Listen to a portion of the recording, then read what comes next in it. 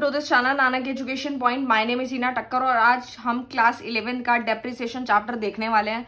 बहुत ही simple chapter है। बहुत सारे बच्चे इसको छोड़ के चले जाते हैं, उनको लगता है बहुत ज्यादा डिफिकल्ट है, बट मैं आपको बहुत सिंपल तरीके से बताने वाली हूँ। ये ट्रिक फॉलो करना और आपका क्वेश्चन हो जाएगा, पता भी नहीं चलेगा।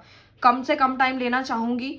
इससे पहले मैंने एक शॉर्ट वीडियो बनाया था जिसके अंदर इसका मीनिंग और इसके मेथड्स बता दिए थे। नहीं देखा तो प्लीज जाके देख लेना, डिस्क्रिप्शन में लिंक मिल जाएगा। आज हम जो क्वेश्चन देखने वाले हैं, जो हमारे पेपर में आने का हाई चांस है, स्टार्ट करते हैं अपने क्वेश्चन को। हमें बस ये याद रखना है कि इसमें हमें एसेट अकाउंट बनाना होता है और जो हमारा दूसरा अकाउंट बनेगा वो बनेगा प्रोविजन फॉर डेप्रिसिएशन अकाउंट, यानी कि एक एसेट अकाउंट बनाना है, ठीक है। और दूसरा हमारा बनेगा यानी कि प्रोविजन फॉर डेप्रिसिएशन अकाउंट। ये दो अकाउंट जो है वो आपके पेपर में आने का चांस पूरा है। अगर आपको क्वेश्चन के अंदर बोला गया है, मैं आपको सिर्फ पहले एसेट अकाउंट सिखाऊंगी, उसी के बाद उसी को देखते हुए दोनों को अलग अलग भी कैसे बनाना है वो भी हम देख लेंगे, ठीक है। तो हम अपने क्वेश्चन को स्टार्ट करने से पहले बस ये समझना चाहेंगे कि जो भी हम मशीनरी अकाउंट तैयार करेंगे, जैसे हम जो भी हम मशीनरी खरीदेंगे या जो भी हमारी सेल होगी, यानी कि खरीदोगे या बेचोगे, तो वो हमारा बैंक के नाम से एंट्री लिखेंगे, हम बैंक लिखेंगे।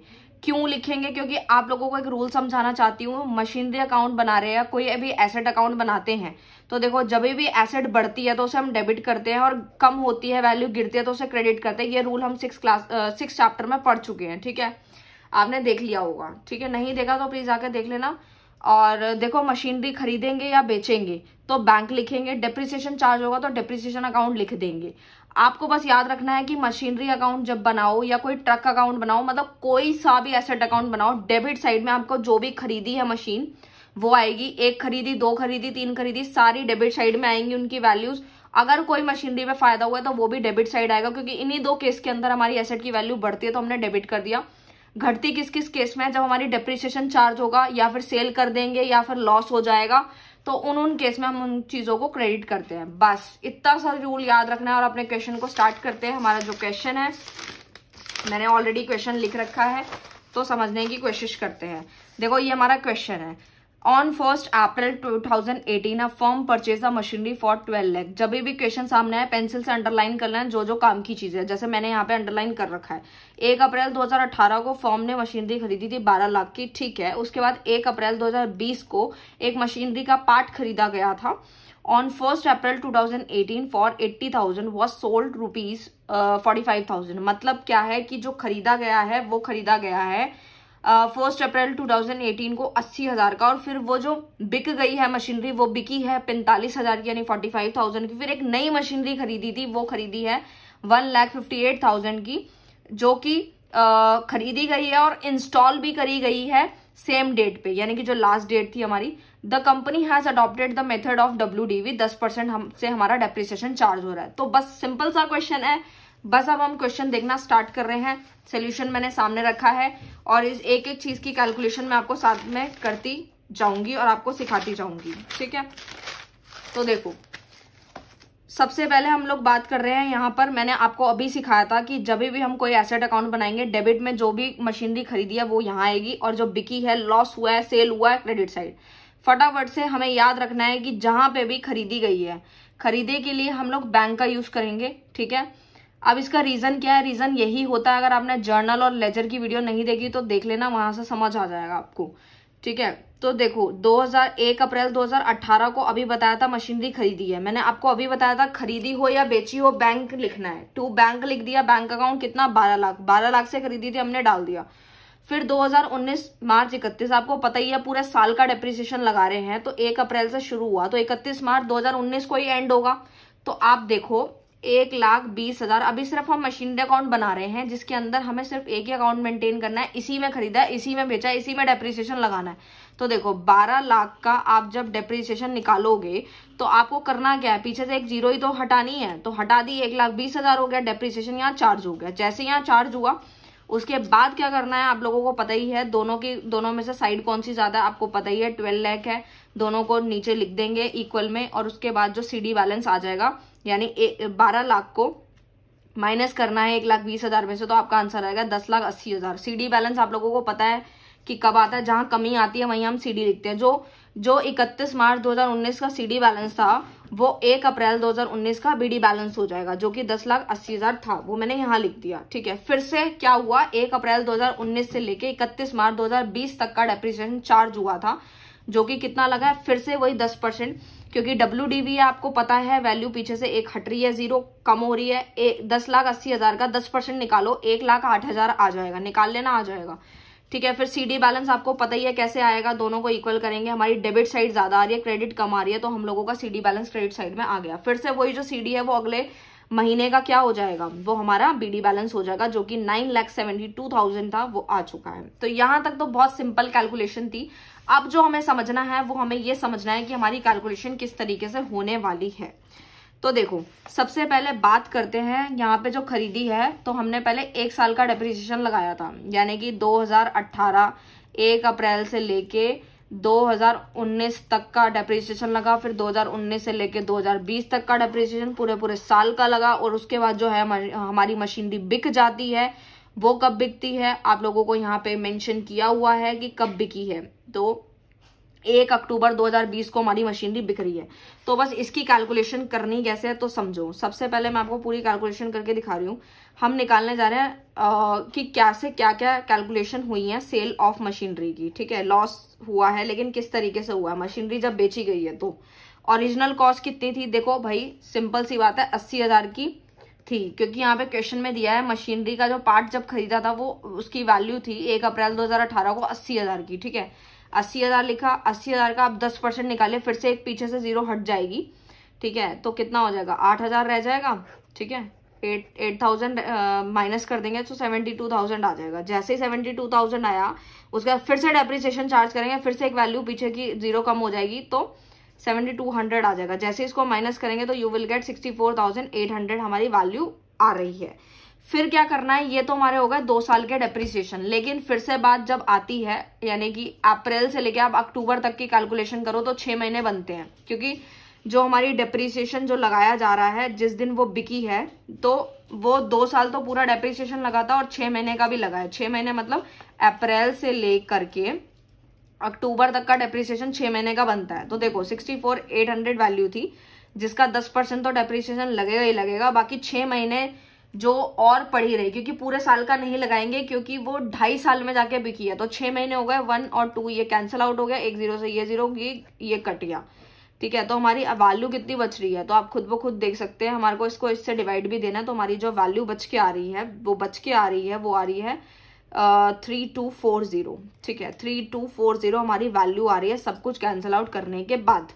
तो हमें कुछ नहीं करना, फिर से वही करना है। 64,800 में से जब आप इसको माइनस करने लगेंगे, 64,800 में से जब आप इसको माइनस करेंगे 3240 को, तो आपका आंसर आ जाएगा 61,560। ठीक है, यानी कि ये वो वाली है जो डेट पे जो हमारी बुक वैल्यू बनती है। फिर हमने बेची कितने की, हमारे क्वेश्चन के अंदर ही गिवन था कि हमने 45,000 की मशीनरी बेच दी है।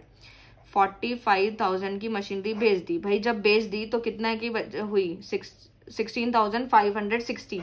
आप खुद सोचिए कि हमारा डेप्रीसिएशन निकालने के बाद भी हमारी वैल्यू बची हुई है 61,560 की, और हमने बेच तो हमने घाटे पे दी, यानी 45,000 की बेची है, तो नुकसान है ना, 16,560 रुपए का नुकसान है हमारा। तो ये हमारा लॉस हुआ, और लॉस कहाँ जाता है आपको पता ही है, हमारे क्रेडिट साइड जाता है। तो यहाँ तक तो आप समझ गए थे। देखो सेल हुई 45,000 की उठा के, मैंने अभी बताया था क्रेडिट साइड पे आपकी सेल हो, लॉस कितने का हुआ था, 16,560 का लॉस हुआ था, वो भी डाल दिया। डेप्रिसिएशन जो चार्ज हुआ था 3240 का, यानी कि वो जो हमने 6 महीने का निकाला है वो डाल दिया यहाँ पे। ठीक है, सोल्ड आइटम का डेप्रिसिएशन, बस कुछ नहीं करना, बस वो डाल दिया। उसके बाद नेक्स्ट जो हमारी फिर से एक मशीनरी खरीदी गई थी, जो कि खरीदी गई थी, मैंने आपको क्वेश्चन बताया भी था, 1,58,000 की। तो जैसी वो मशीनरी है फिर उसके बाद 10% लगाया, क्योंकि वो 6 महीने, क्योंकि हम जो लास्ट जो चार्ज कर रहे हैं उसका 6 महीने का ही निकाला हमने। तो 1,58,000 का 10% तो डेप्रिसिएशन लग रहा है, और 6 महीने का निकालेंगे तो 7,900 आया। तो हमने क्या किया, उसकी जो बुक वैल्यू थी, मतलब ओल्ड मशीनरी की वैल्यू में से न्यू मशीनरी की वैल्यू को हमने क्या कर देना है, प्लस कर देना है। जैसे हम प्लस करेंगे तो दोनों की कैलकुलेशन निकल जाएगी, मतलब करंट ईयर का भी डेप्रिसिएशन निकाल रहे हैं हम और रिमेनिंग मशीनरी का भी निकाल रहे हैं। तो वो आ रहा है 98,620 जो कि हमारा यहाँ पे आ रहा है क्रेडिट साइड में। बस कुछ नहीं, फिर CD बैलेंस आ जाएगा और दोनों की टोटलिंग करी तो 11,30,000 हमारी वैल्यू आ रही है और CD बैलेंस आ रहा है 9,66,500। हम लोग अपने मशीनरी अकाउंट को समझ चुके हैं जिसके अंदर हमने डेप्रिसिएशन लगाना सीख लिया है, सब कुछ कर लिया, एक ही अकाउंट तैयार करा था। लेकिन अगर हमारे को क्वेश्चन के अंदर प्रोविजन फॉर डेप्रिसिएशन अकाउंट भी बनाने को आ जाता है तो कुछ नहीं करना, बस इतनी सी बात याद रखनी है कि मशीनरी अकाउंट जो है वो हमारी ओरिजिनल कॉस्ट पे चलेगी। मतलब अगर 12 लाख पे खरीदी है तो 12 लाख ही चलेगी, उसकी वैल्यू कम नहीं होगी। उसकी जो भी वैल्यू कम करनी होगी वो हम प्रोविजन फॉर डेप्रिसिएशन अकाउंट में ही कम करेंगे और जितने भी साल का डेप्रिसिएशन लगा होगा उनको इकट्ठा करके ट्रांसफर कर देंगे, यहाँ का बैलेंस उठा के मशीनरी अकाउंट में डाल देंगे। बस इतना सा काम हमको करना है, ठीक है। तो देखो मशीनरी अकाउंट जब हम प्रिपेयर करेंगे तो वही बैंक अकाउंट यानी मशीनरी खरीदी 12 लाख की, ठीक है। क्रेडिट साइड पे कुछ नहीं था, CD बैलेंस आ गया क्योंकि कमी आ रही थी क्रेडिट साइड पे, वही CD बैलेंस उठ के यहाँ BD बन गया 12 लाख का, ठीक है। फिर से जो CD बना फिर से 12 लाख, तो ये ऐसे ही 2 साल का चलता रहा। फिर वो जो यहाँ पे CD बैलेंस है फिर से यहाँ ब्रॉट डाउन हो गया, 12 लाख हो गया। यहाँ तक तो बिल्कुल सिंपल था, यहीं से क्वेश्चन मैंने उठाया, 12 लाख को ही ट्रांसफर कर रहे हैं ओरिजिनल कॉस्ट पे क्योंकि वैल्यू कम नहीं कर रहे हैं यहाँ पे, वो वैल्यू हम यहाँ कम कर रहे हैं। देखो 12 लाख यहाँ डेप्रिसिएशन, देखो 12 लाख की मशीनरी थी, उसका 10% निकालेंगे 1,20,000 होता, तो हमने क्रेडिट साइड ही लिखते थे, क्रेडिट साइड लिख दिया। देखो 1,20,000, जैसे ही 1,20,000 लिखा क्रेडिट साइड में कमी आई तो हमने यहाँ पे 1,20,000 यहाँ भी लिख दिया। फिर से हम लोगों ने क्या किया, जो यहाँ पे जो CD बैलेंस है वो यहाँ से फिर से ब्रॉट डाउन हो गया 1,20,000 का, और जैसे ही यहाँ 1,20,000 का ट्रांसफर हुआ फिर से वो क्या बन जाता है हम लोगों का BD बैलेंस जो यहाँ बना है। उसके बाद हमने डेप्रिसिएशन चार्ज किया अगले साल का जो कि 1,08,000 था, जो कि यहाँ से उठा के मैंने यहाँ लिख दिया दूसरे साल का डेप्रिसिएशन। फिर CD बैलेंस यहाँ पे शिफ्ट हो गया 2,28,000, ठीक है। इतना तो आप लोगों को यहाँ तक तो क्लियर है। अब बात कर लेते हैं अपने वर्किंग नोट से उठा के, आपको पुट करना है बस। देखो सिंपल है, सेल हुई थी, हाँ बिल्कुल हुई थी। कितने की हुई थी, क्वेश्चन में ही गिवन था 45,000 की हुई थी, डाल दिया यहाँ पे। प्रोविजन फॉर डेप्रिसिएशन हमारा जो लगा था वो कितना लगा था, 18,440, जो कि मैंने आपको अभी समझाया था कैसे हुआ है। मतलब 2 साल का लगा और 6 महीने का एक्स्ट्रा जो लगा था, ठीक है। तो वो आ जाएगा यहाँ पे वैल्यू, ठीक है। जैसे 8,000 पहला डेप्रिसिएशन जो हम लॉस निकालते ये वाला, 72,000 फिर से निकाला डेप्रिसिएशन अगले साल का, फिर 3,240 6 महीने का। तो आप तीनों को ऐड कर दीजिए, आपका आ जाएगा 18,440। Loss on sale of machinery, loss कितने का हुआ था अभी निकाला था 16,560, आपका आंसर यहाँ आ जाएगा। फिर दोबारा से 1 अक्टूबर को मशीनरी खरीदी भी गई थी जो कि 1,58,000 की थी, वो हमने यहाँ डाल दिया है और सबको टोटल कर दिया। CD बैलेंस आ गया 12,78,000 आ रहा है, दोनों की टोटलिंग आएगी 13,58,000 दोनों साइड। तो बहुत सिंपल था। अब हमने यहाँ पे परचेज और सेल और प्रोविजन और सेल की एंट्रीज डाली थी। अब डेप्रिसिएशन जो हमने यहाँ चार्ज नहीं किया था वो मैंने आपको अभी समझा दिया, जो यहाँ डेप्रिसिएशन चार्ज करना था वो अब यहाँ कर दिया है हम लोगों ने। यहाँ तक हम समझ चुके हैं, हमारा बैलेंस भी आ चुका था। अब क्या करना है, अब 1 अक्टूबर को यानी कि 1 अक्टूबर को हमारा जो बैलेंस था, देखो BD बैलेंस तो यहाँ से ट्रांसफर हो गया था। अब जो मैंने आपको समझाया था कि जब लॉस हुआ था तो उस पर हमने कैलकुलेशन की थी, तो हमारा कितना आ रहा था, टोटल आ रहा था 18,440 जो कि यहाँ से ट्रांसफर हुआ था, वो हमने यहाँ पे डाल दिया। 2 साल का और 6 महीने का एक्स्ट्रा जो डेप्रिसिएशन लगा था लॉस पे, तो वो डाल दिया यहाँ पर। फिर BD बैलेंस तो आपको पता ही है। डेप्रिसिएशन जो मैंने आपको अभी बताया था कहाँ से आया, 3,240 कहाँ से आता, जो मैंने 6 महीने का अप टू डेट सेल का निकालता, मतलब 64,800 का 10% इंटू 6/12 जो आपको मैंने कैलकुलेशन करके दिखाई थी वहीं से आया है। आपका क्या आया, 3,240 आ गया, ठीक है।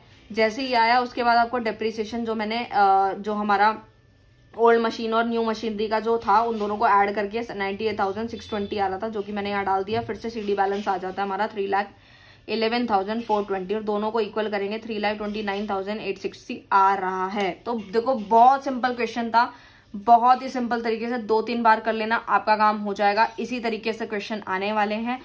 अगर आपको कोई भी डाउट होता है तो आप कमेंट सेक्शन में बता सकते हैं। मैं इस क्वेश्चन को पूरा एक एक चीज करवा के दिखा दूंगी, बट उसके लिए टाइम थोड़ा ज्यादा लगेगा। So you don't worry about that. मुझे अभी शॉर्ट में खत्म करना था, सो मैंने आपको ऐसी कैलकुलेशन सिखा दी है। Thank you so much.